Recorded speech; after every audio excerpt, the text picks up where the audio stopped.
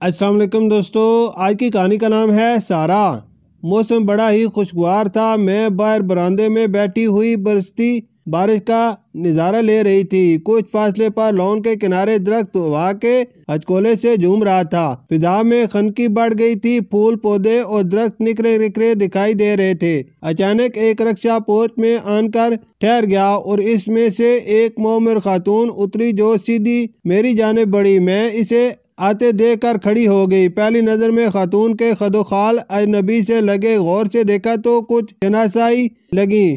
फिर मुझे याद आ गया, इस्लामाबाद में कई साल पहले जहाँ मेरा घर था वो खातून सामने वहाँ रहती थी।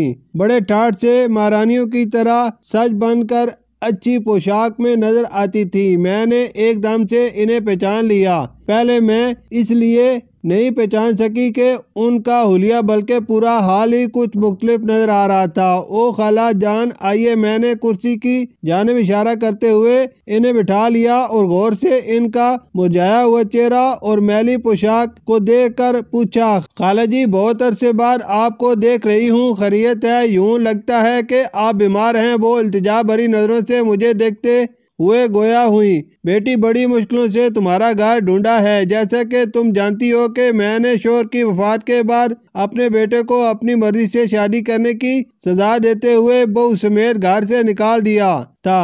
अपनी दोनों बेटियों के बहकावे में आकर ये सब कुछ किया था। बड़ी बेटी की शादी तो तुमने देख ही ली थी और छोटी बेटी वो एक दिन मुझसे कहने लगी कि ये बंगला मेरे नाम कर दें ताकि भाई आपको तंग ना कर सके।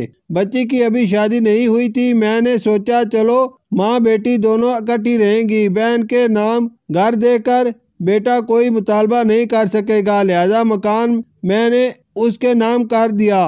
उड़ती उड़ती खबर रिश्तेदारों में भी पहुंच गई। खानदान में ही एक लड़का था, उसने मेरी बेटी का रिश्ता मांग लिया। इनकार की कोई माकूल वजह न थी, इसलिए मैंने हाँ कर दी। शादी हो गई और थोड़ी ही अरसा बाद वो बेटी को तंग करने लगा कि ये बंगला मेरे नाम कर दो। तुम यकीन मानो मेरी बेटी ने मुझसे मशवरा किए बगैर मकान उसके नाम कर दिया और शोहर की खुशी अजीर रखने के लिए मुझसे कहा, अम्मी आप अपनी बहन के पास लाहौर चली जाएं। ये सब शोहर के कहने से उसने किया, लिहाजा मैं दिल बर्दाश्त होकर लाहौर बहन के पास चली आई। नमाज ने आंखें फेर ली और बेटी भी इसके इशारों पर नाचने लगी। आज मैं सोचती हूँ काश मैंने अपने बेटे को घर से ना निकाला होता तो आज ये दिन ना देखने पड़ते। वो जो भी था मेरा खून था। एक छोटी सी भूल की मैंने उसे इतनी बड़ी सजा दी कि घर से ही निकाल दिया। आज वो मेरे बुढ़ापे का सहारा होता, इसकी बीवी और बच्चे मेरी तन्हाई को दूर करते। अब मैं बहन के घर में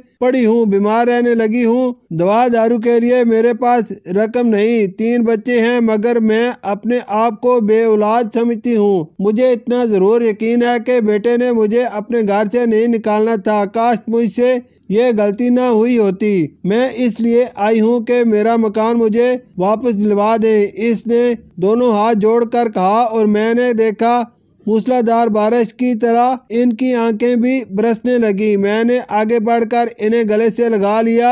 आंसू थमते नहीं थम रहे थे और मैं सोच रही थी लोग मुकाफाते अमल का भी नहीं सोचते। शुक्रिया।